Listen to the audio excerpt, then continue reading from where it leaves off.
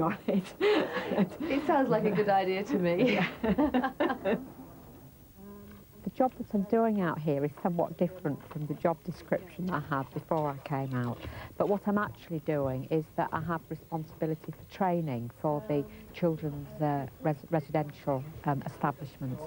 There are actually 5 establishments all together. So I've spent quite a bit of time visiting them all and actually doing what I would call a paper review on every single child, because I needed to understand why they were coming into care and really what the training needs were of the staff. St Christopher's Home is run by Anglican nuns and currently houses 40 children. It's funded by charity and with some help from the government. You said the boys have to leave at 12. Will the girls stay on? Yes, I mean the girls, both girls and boys, will perhaps come here often when they're actually babies and remain here, but very sadly when the boys reach 12 years of age, that they usually will move on to another boys' home, and the girls actually remain here. Their weddings literally take place from here, which is certainly a very different situation than in England. Right, it's the girls' dormitories now. Far more beds you'll see for the girls, and very pleasant views. A very light and airy room, isn't it? It's probably the nicest room in the whole place. It's lovely. It's lovely. I think one of the most poignant things is the little teddy bears. Each one has their own. I know. We are one big happy family, go family, go family. We are one big happy family, go family. The thing that comes to me, that strikes me immediately, is that I think it's very sad that so many young children are not able to be with families. I mean, my own philosophy is that every child has a right to a family. And I think to see so many very young children living in a situation without families, I find sad and actually quite distressing in a way. But having said that, having looked at the children's homes themselves, I really think that they do offer the children a great deal more than perhaps residential establishments in the West actually do, because the staff who care for them really do have a very strong view that this is their family. That even when children reach 17 years of age, that in fact they don't leave the establishment in lots of homes, they just remain there. Sister Claire founded the home and has run it for many years. I asked her what contribution had Alison made and why was she needed. Well, we need extra help because of the difficult children. For example, children in abuse, children have been ill-treated. Children have been from broken homes. Children who run away. They are the difficult ones. And I think Alison came in is to help us to find ways to solve these problems here among us. And I think it is good that someone else come from somewhere to help. We must work together as a family, hand in hand. And I think this is where Alison's come in. She is a great help.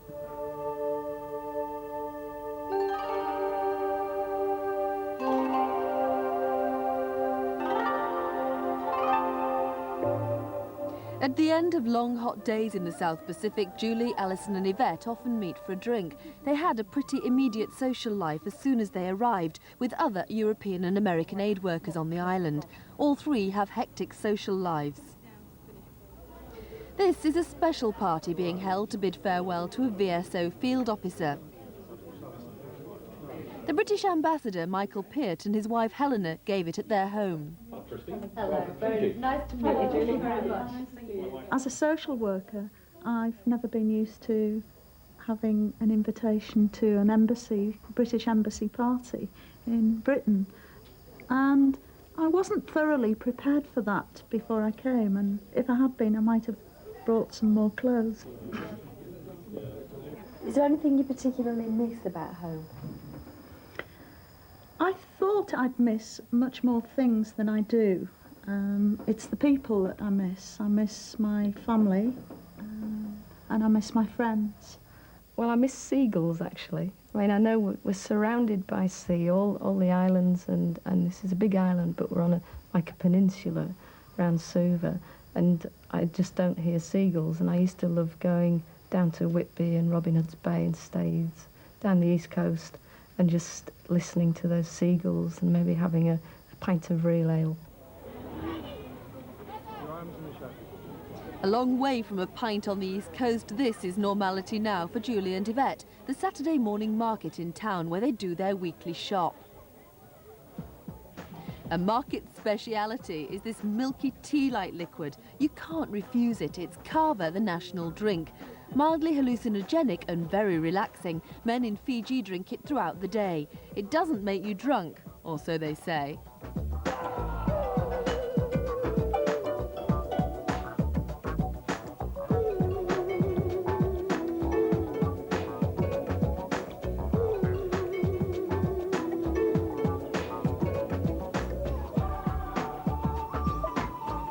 If you don't want to buy your vegetables, you can always find them in the average Fijian garden.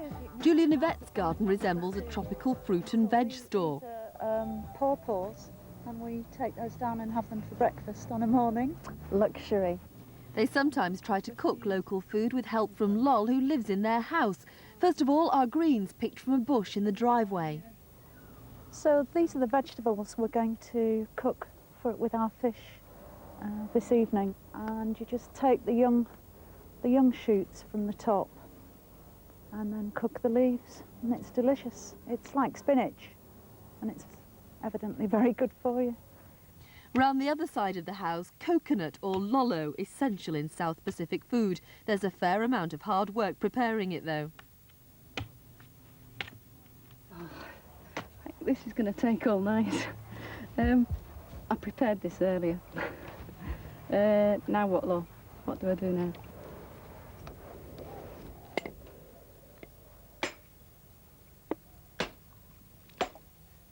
Just like that.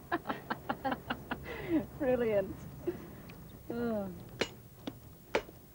Yes. Yes. Dinner. And then the finished meal. Fish from the market with umbele and lolo from the garden. A real culinary treat in Fiji is a lovo, food cooked in an oven made from stones in the ground. Alison has the help of Choppy and Louisa, two Fijians who live in her house.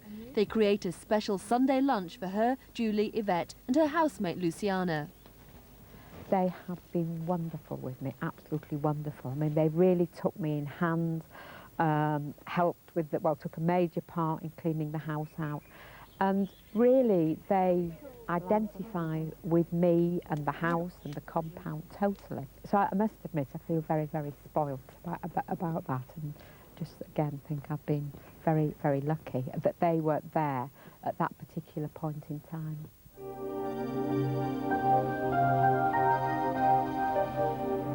Weekends it is nice to get out of Suva. I have managed to travel round the whole of the main islands now, using the buses, which can be quite fun. This is one of Alison's favourite weekend haunts.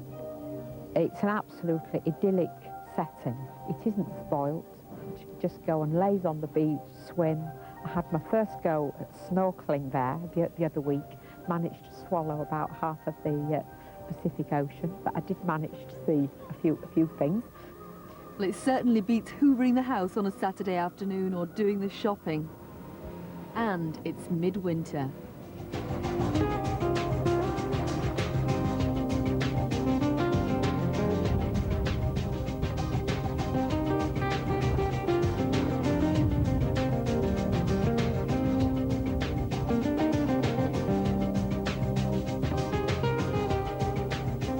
So, time for the big question. Do you think you'll ever settle down?